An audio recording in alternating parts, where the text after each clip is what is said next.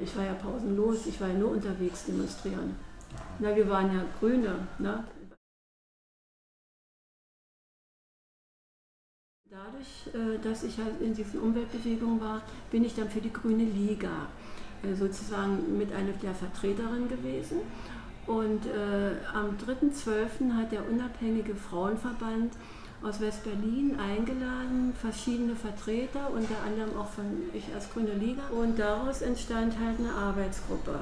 Die hat nachher für den großen runden Tisch, hat sie als Arbeitssekretariat sozusagen den Auftrag bekommen, ein Projekt zu entwickeln, Ministerium für Gleichstellung.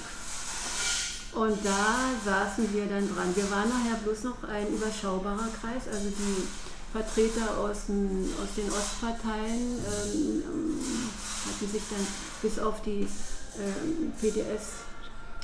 SED-PDS, hatten sich also schon ausgeklinkt.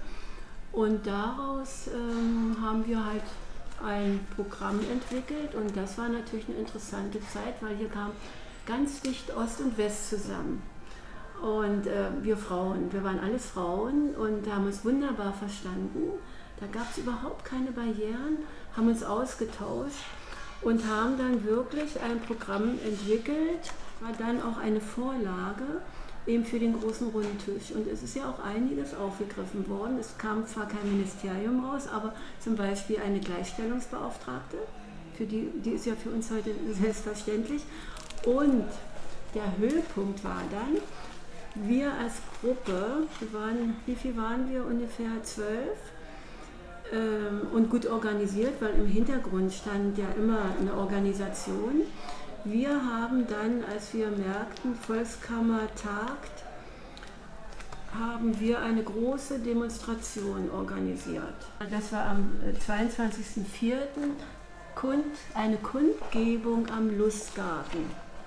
Und mit unseren Möglichkeiten und weil wir eben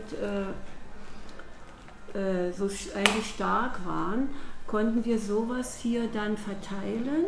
Große Plakate, die habe ich mal verkleinert, die hingen dann überall aus. War ja auch die Zeit der Demonstration und der Kundgebung. Ja? Aber die war natürlich einschlagend damals, weil gerade die Volkskammer tagte.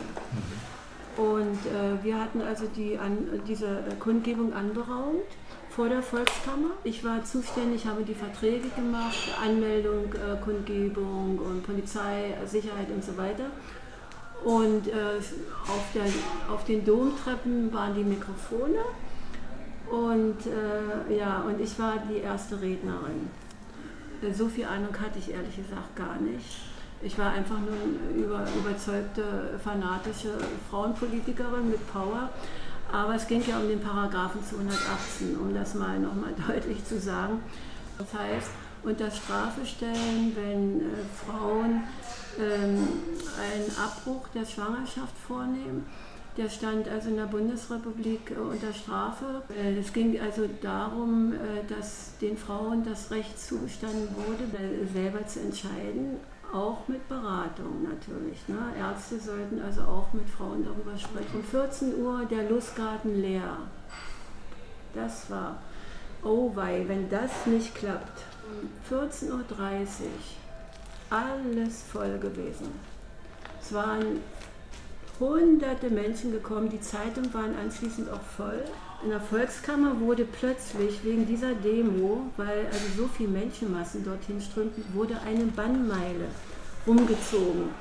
Und vor dieser Bannmeile stellte sich ein einzelner Mann. Und das fand ich so beeindruckend, der also auch für die Rechte der Männer da eingetreten war. Das